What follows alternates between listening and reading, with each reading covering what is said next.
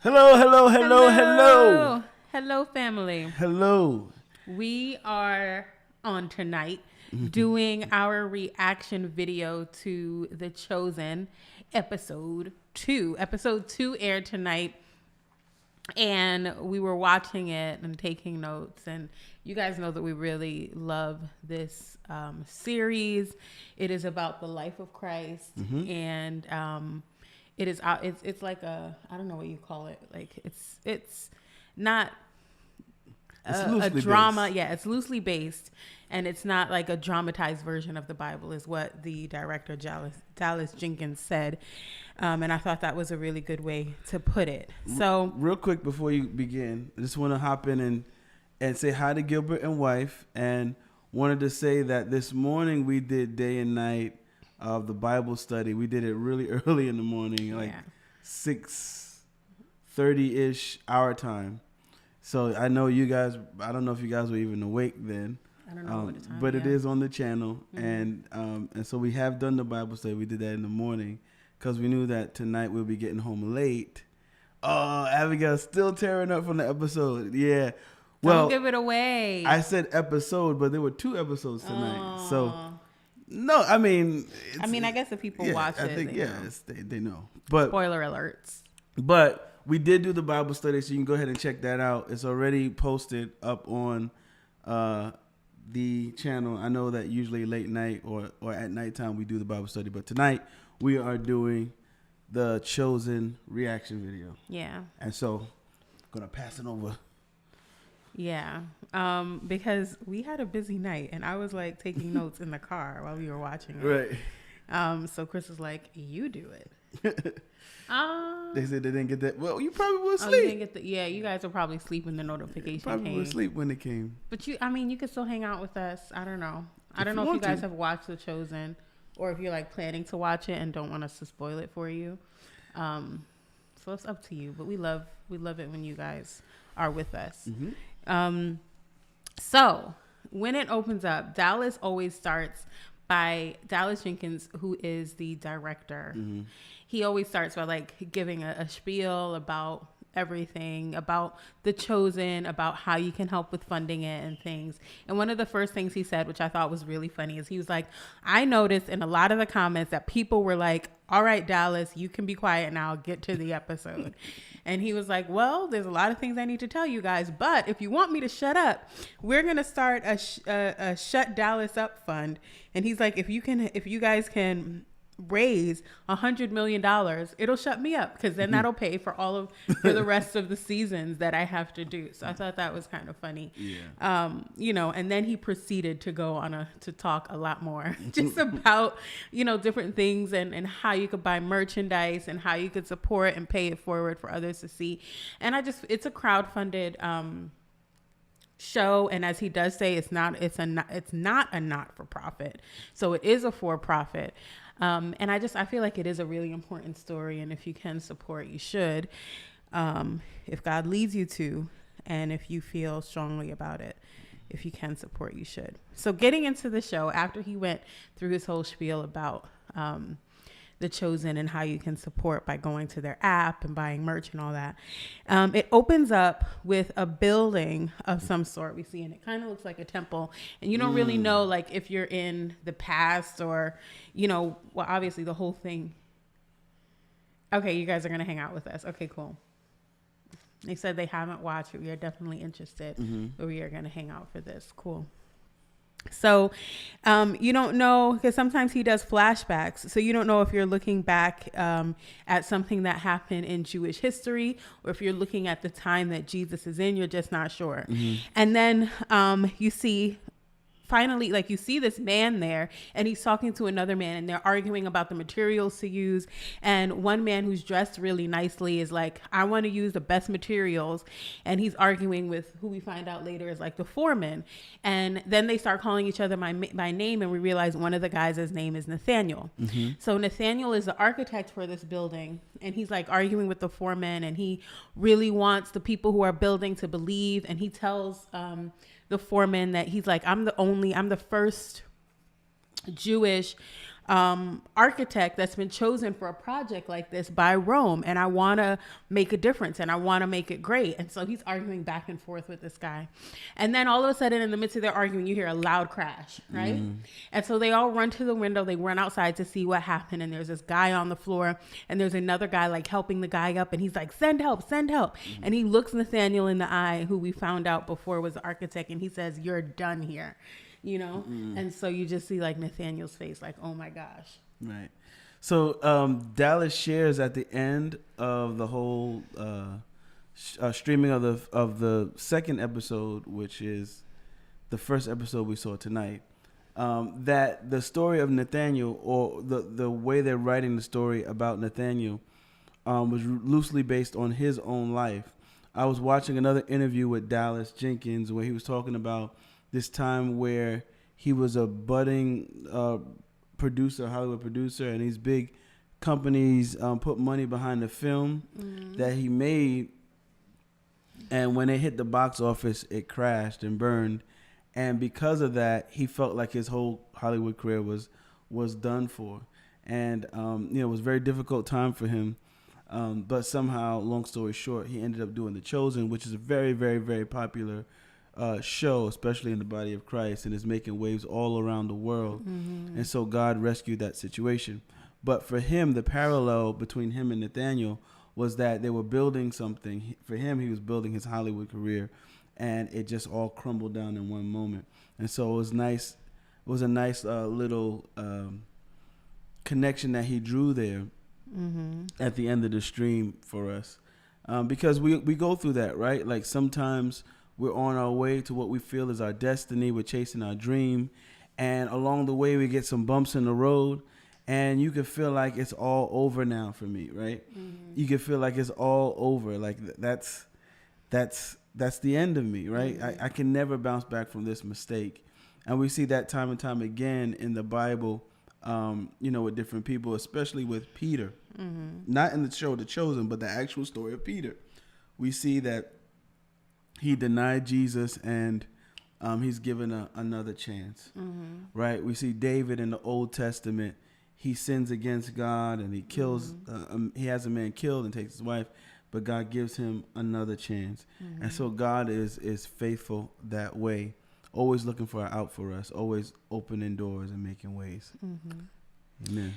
So then later on, we see somebody is walking towards. So we see the disciples, and it's like John and James and Peter, and they're walking, and then there's somebody walking towards them, and you don't know who this person is. And so the person who's walking towards them, they find out he says shalom, so they know that he's Jewish. And then they ask him like what he wants, and he's like, I want a pretty wife. I want the Romans to go away. And then he starts like saying that he knows Simon, and he's like, oh, you must be Simon, from Simon talking to him. And so it's all kind of creepy, and you're like, who's this? And my first thought was, I was like, is this Judas? Yeah, me too. You know what I mean? I was like, this is Judas, that jerk, right? And then I'm like trying to figure out who it is. And so they're still talking, and he's like asking, he's saying, I need to talk to Jesus. And Simon, you know how Simon is like in the whole series, Simon is the one that's super protective and is just like nobody. Simon who is Peter. Simon who's Peter. Yeah. Simon Peter. He is, very fiercely protective of Jesus. And he's like, you're not going to see Jesus. And, Philip is like, fine, I won't go to see him. Just make sure to tell Andrew that I said hi.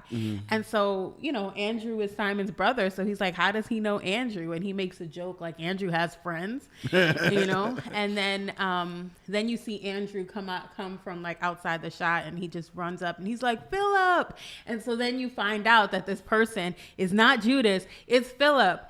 And that's kind of an exciting thing. And then Philip starts to talk about like John the Baptist and things like that. Right. Yeah. So introducing Philip is really cool. And the way they do it is so cool. Like Philip is just so chill because he's been following, John the Baptist, and it's been crazy. It's been a crazy ride for him already. And we learned this in the Bible, that some of John the Baptist's disciples end up following Jesus because John the Baptist is basically telling them, look, this is the guy. In fact, there's a passage in the Bible where he's saying, I must decrease, he must increase, right? And a couple of his disciples go off to follow Jesus. Philip is one of them. And because he's had this experience following this teacher around, this rabbi who was a prophet, who was ostracized, who is persecuted, he's gone through a lot of the difficulty of following somebody like that. Remember, John the Baptist was in the wilderness eating locusts and stuff like that. This is an ongoing joke in the Chosen where they call John the Baptist Creepy John. Simon Peter calls him that. Yeah, they call him Creepy John. And so he's real chill. Like the other disciples are kind of bugging out and confused about like what Jesus is doing. Yeah. But Philip is way chill because he's been through this with John the Baptist for a minute. Who was, remember, eating locusts and wearing a coat of camel's hair. Right. Yeah. So Peter's really uptight and they're all tense. And, he's kind of like cracking jokes and kind of calm about it because he knows that like, it's difficult, but if God is in it, he's going to take care of them. Yeah. At one point in the show, and I really took notes as if I was writing the plot, so we don't have to go through each line. But at one point, Matthew says to another character, I think he was talking to Mary. He's like, Philip is like Peter, but not, or like Simon, but not like Simon. Right. And it does. It kind of looks like Philip is like Simon years in the future after he's gone through everything with Jesus. So Philip is like, he has had to like run away and do all of these different things. He's faced danger. He's had John talk to him in ways that he didn't understand, John the Baptist. And so he's been through this all. He's kind of faced the ambiguity of their life that they live on the road. And so he, like you said, he is chill, but he's also very knowledgeable. So there's a scene and there's this constant tension between Simon Peter and Matthew, because in season 1, we know Matthew is a tax collector and he was collecting taxes in the town that Simon Peter was in. And Simon Peter did some crazy things. You could go back and look at it, to try to pay off his taxes to the Romans. And Matthew is the one that's collecting against his people. So all of the Jews kind of looked at the tax collectors as terrible people because they're Jewish, but they're collecting and like bleeding their people dry on behalf of the Romans. So within that tension, sometimes Simon Peter cracks jokes on Matthew, and he did like crack a joke on Matthew, and Philip came to Matthew's defense against Peter. And because Philip is kind of almost quick talking and witty, just like Peter is, it doesn't seem like Peter is able to come back as quickly against Philip as he would against Matthew. So that was kind of interesting to see that Matthew had a friend in Philip. There was a powerful scene where Matthew is just sharing his heart and how he feels. Remember, Matthew is a tax collector in the Bible, and in The Chosen, we see that dynamic playing out. He's a tax collector that he's seen as a traitor.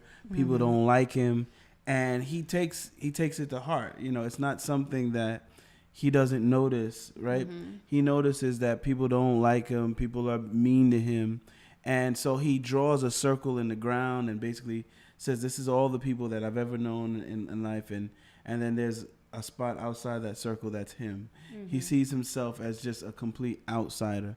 And I think we talked about this on the last stream, but Matthew's character is a really, really powerful role because I feel like he can connect to a lot of people who've felt like outsiders, in their life. I mean, I think everybody in some way, shape, or form, you feel like you're not quite like the people around you. You're always there. I think anybody can think of a time where they didn't quite fit in. Maybe not everybody, but a lot of people that I know anyway can at least think of, maybe not in the house, maybe in your home, you might feel a part of it, but maybe not at home. Or maybe the place that you feel like an outsider is at school. Or maybe the place you feel like an outsider is middle school. Middle school. Or at work, right? Or something like that. But just never being able to say the right thing, never being able to do the right thing. People don't understand. He said, Gilbert West said, still don't fit in. And it's a beautiful thing now. As an adult, I feel like not fitting in, you're like, it's beautiful. Right.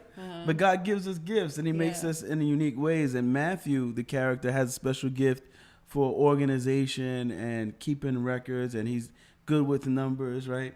And so you see him trying to to get those gifts working for the team. So he's doing different things to calculate different things throughout the thing. But and it's so interesting because Simon is all like passion. Like he sees something, he gets very, very angry about it, and he just like goes after it, right? And then you see Matthew, and Matthew, he's trying to figure out why Jesus chose him. And that's something that he says. And it almost seems like he's trying to make himself fit, make himself useful.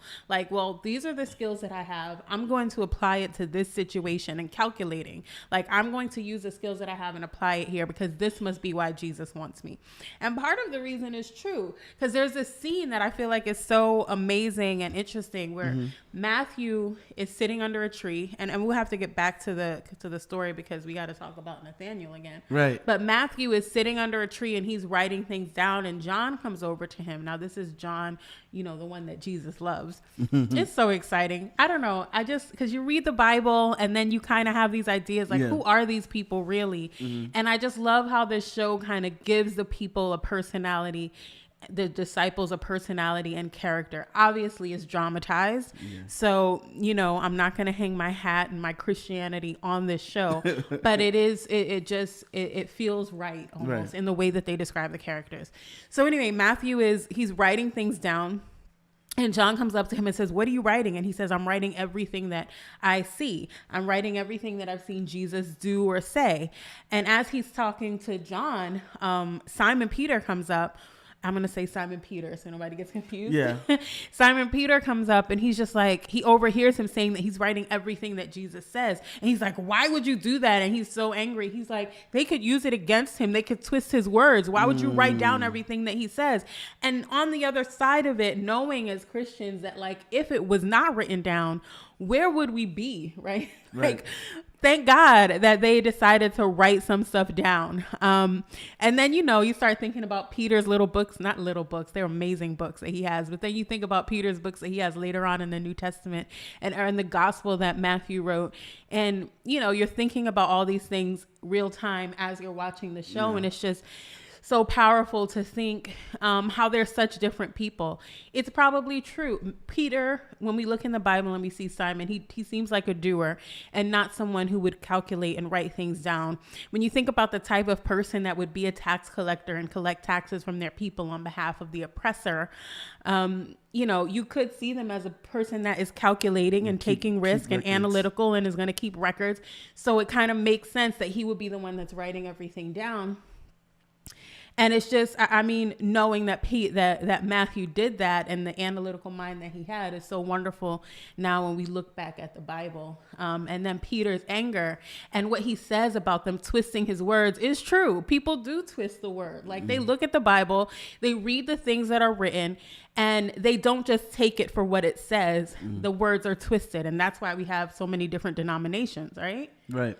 So I think the way they made the first episode 2 play out with Peter expressing that feeling that writing things down might be problematic because if the wrong people get a hold of it, they might be able to use it to locate maybe Jesus, track him down or do something to hurt him, right? But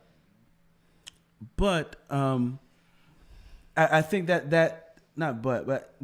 helps to explain why it took so long in actuality for the Gospels to be written down, because most of the Gospels are dated later, decades after the events took place. And so if there was this feeling like, man, if we keep a record of these things, it can mean danger for us. It can work against us. It can make things more difficult. That makes sense why they would have waited so long to write the Gospels. Now, we don't know why they took so long. You can speculate about it. Some people say it's because they thought the return of Christ would be imminent, that it was going to happen in their generation and they would just go. And so there was no need to take record. But as they saw that disciples begin to die, apostles begin to die, and time was passing on, that they needed to write something down so that those would be left behind would know the story, and so I think that detail that they put in The Chosen is kind of cool because it explains maybe why things weren't written down right away. Gilbert and Wife said, how many times does the Bible say it is written? So many times. And yeah, it's important that things are written down. Right. Or remembered. Or they used remembered. to do it orally. Right. There was the oral tradition. Right. And so the story kind of goes back to Nathaniel, and you see him in a bar, and he's just talking about how this man died to the bartender. And then he kind of like jokes with the bartender, the man I'm talking about is me, like talking about how his dreams died when this temple fell. And then you also see Nathaniel later on, and he's under a tree, and he pulls out from his bag something that looks like the blueprints for the synagogue, and he's talking to the Lord, and he's like, Lord, I was building this for you. I wanted a place where people could worship you, where the halls, they would just sing your praises. And he's just sitting under this tree completely alone in this field and talking to the Lord, and he's looking at it, and then he pulls out like a match and stick or something like that. It's not a match, but a rock and a stick. And he's like, he makes a little fire, and then he lights the blueprints on fire. So he's burning this thing.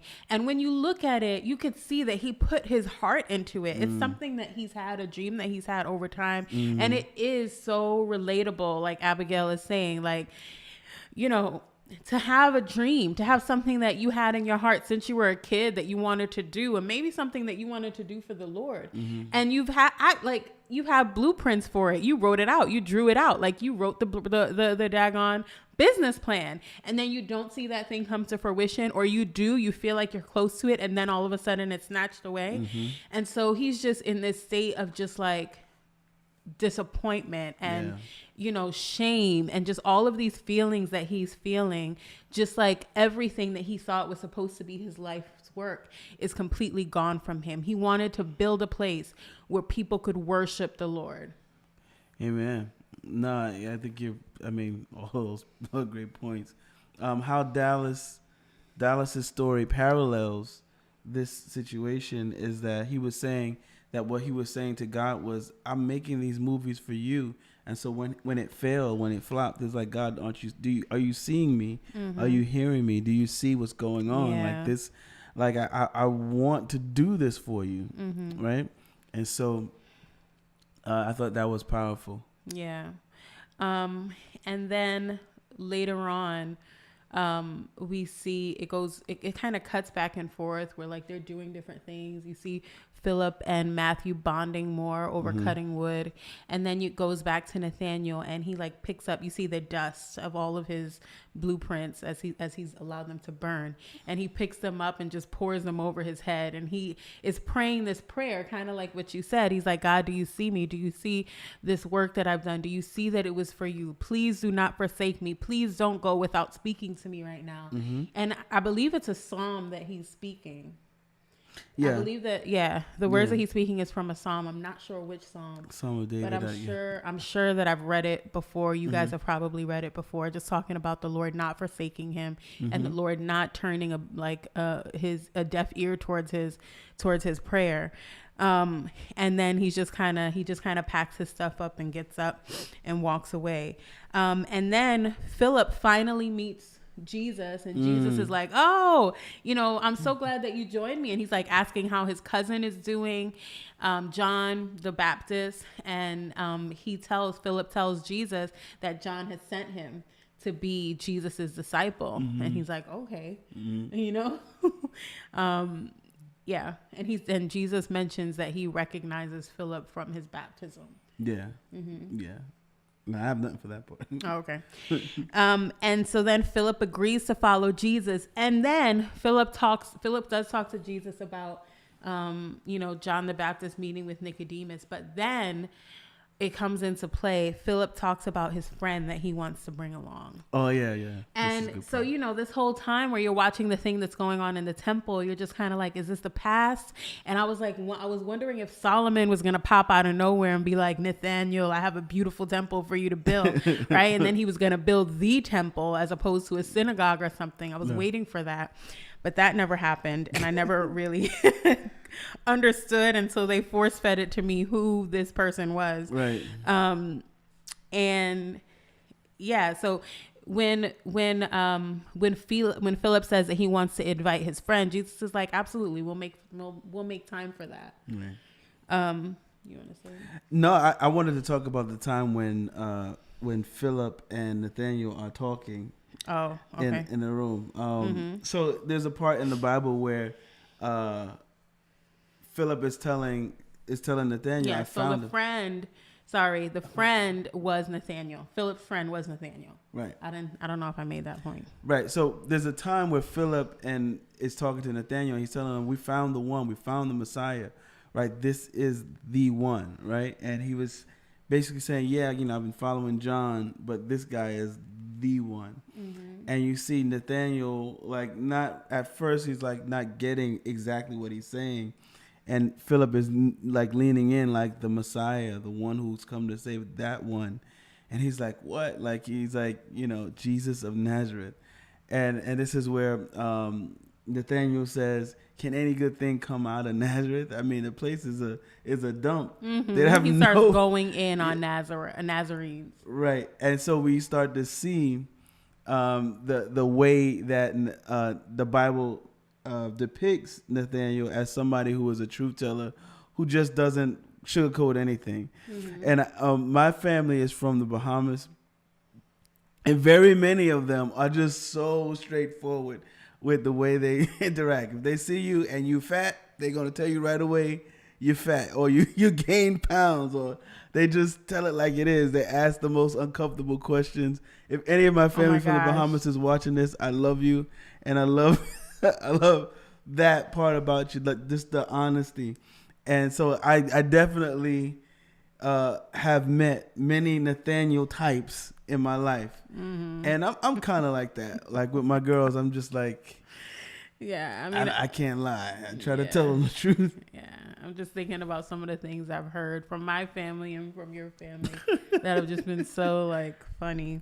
I don't know if it's a Bahamian thing. I feel like it's a West Indian thing. Yeah, they just tell you. They're just very, very blunt. Maybe it's too hot. Maybe it's so hot in the West Indies, in the Caribbean, that people are just like, look, we don't have time to flatter and, sugar for all the platitudes. We're going to tell you like it is because it's too hot out here for all of that. So yeah, he really just says it like it is. Like, if you could think about the worst place in the place that you live, like the ghetto, the hood, that is exactly what he's comparing Nazareth to. And he's like, what good thing comes out of Nazareth? And it's so funny because he's almost believing Philip, and he's like, I've never heard you talk like this. But then when he says Nazarite or a Nazarite, he's like, are you serious? And he's almost laughing at this point. So there's another part or another scene where Jesus and all of the disciples, they're walking and they're going into the town. And Simon has this moment alone. Simon Peter has this moment alone with Jesus. And he's like, things are really difficult. When you're around, things are wonderful because you're the authority and we know what to do. You tell us what to do, where to go, and we're going to do it because we're all united. We're all different, but we're all united behind you. But sometimes you're gone for long periods of time. And when you're gone, like, we don't know what to do. And sometimes we have arguments, and sometimes we don't know which way to go. And he's like, I think we need structure. Simon is like, I think we need structure. I think we kind of need to have people that someone can go to and that can make the decisions. And then at the end of his whole spiel, the person he's talking about is himself. He's like maybe they should come to me. The Pope. The Pope. And Chris started shouting the Pope because we know that in the Catholic tradition, the Roman Catholic tradition, Simon Peter was the first Pope who founded the Roman Catholic Church. Right. And so they depicted him in a way where he's trying to be like the chief apostle. Like before Jesus officially designates him the chief apostle, he wants to be the Pope. Yeah, and he's trying to structure things. And basically Jesus is like, not yet. He's like, I see you are a leader. I got you, but not right now. I'm still here. Yeah. And you're going to be all right. Yeah. He says there is going to be a time for structure, but I'm here. And so that time is not now. And there are these hints within this within this episode where Jesus is kind of hinting at his death.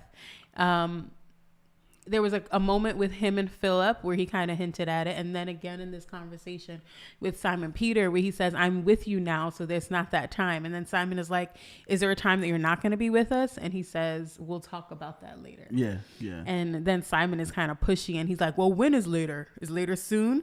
And so, you know, Jesus is just kind of like, what does soon mean? Right. He gets really philosophical with it. And another thing that kind of comes up, there's a moment where Philip, and this part meant a lot, I think, to me. There's a moment where Philip, in defending Matthew, begins to recite not a gospel, but begins to recite some of the words of the Old Testament, like some of the words of the Torah. And then all of the men there start to recite it as well. They all say it in unison. And so you see Mary and Rama, who are the two women there, they're just kind of quiet. And then later on, you kind of see them having a dialogue with each other, and they just talk about how they wish that they were able to learn the Torah, and they were not able to because they were women. And it was the men that learned the Torah and that got to go to school. And Rama says that she doesn't even know how to read. So Mary is saying that she will teach her, and she's like, I know who to go to get a pen and pencil. And so they end up going to Matthew to get that. And Matthew also wants to learn Torah because he really didn't learn much about their religion. And so they're all kind of trying to learn together about the Torah. And I think that's beautiful because God chose them. They're women. They did not know anything about the scriptures, the holy scriptures that these men knew and seemed to have recited. But they had a desire and a passion in their heart to follow Jesus and to do and to learn whatever they could along the way. Yeah, I think that this is powerful because, okay, there's a very controversial passage in the New Testament nowadays. It's controversial, and it's that Paul is talking about women being silent in the church. That women you shouldn't have women teaching. You shouldn't, to go home and ask your husbands. And so this dynamic in The Chosen is helping us to understand the culture of the time and understand that Paul was saying something about women in that way. I don't think necessarily it was in totality just because they're women, but because women back then didn't read or like have access to education at Torah school and whatnot. And so they had a lot of questions. And so when Paul was saying, that to save your questions for when you get home, let your husbands tell you, right? I believe it's because they didn't have access to the Torah and they were not given permission to study the Torah.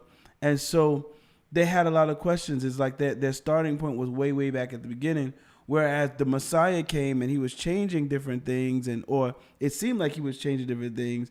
And while the men had this undergirding of scripture and Old Testament knowledge, the women at the time did not.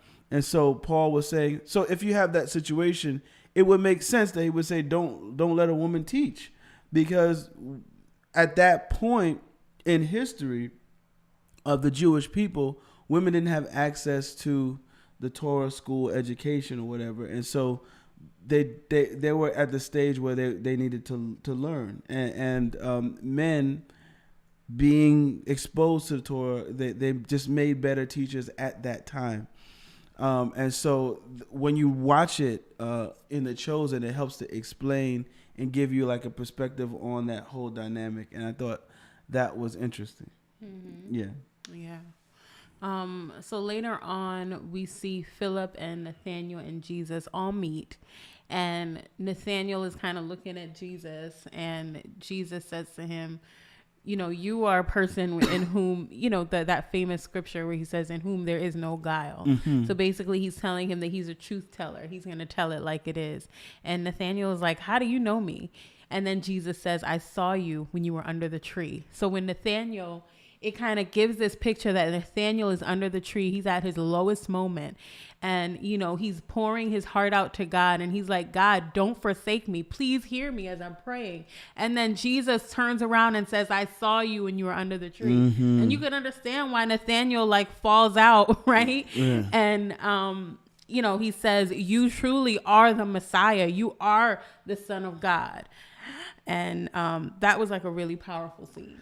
Right. I love it. I love the way the Chosen sets up the backstory, because there are some, Abigail said she lost it. Yeah, it was powerful. I love the way the Chosen sets up the backstory for these moments in the Bible where, to us, just like sometimes, you'd be like, yeah, why would Nathaniel believe that he's the Son of God just because he saw him? Mm-hmm. But when you hear this story, or you see the story the way it's set up, and it's like, no, this was a very, very important time where he was crying out to the Lord for help, and Jesus saw him in that moment, and that was powerful for him. And you can see why he can say, no, oh my gosh, you are the Messiah. You were there at my lowest point when I was pouring my soul out. You knew, right? And so it's powerful. It's similar to the time where Peter, in the first season, Simon Peter is like going through all these different things to pay his bills, and then he catches all those fish. And that's a life-changing moment for him. And he falls to his knees and he says, I'm a sinner. I've done terrible things. I'm not worthy to be in your presence. And you see why he says these things, because of all the build up to that point. I love the job that they do as the writers to build those surrounding stories to kind of give you a perspective of what might have transpired in their lives prior to these pivotal interactions they have with Jesus.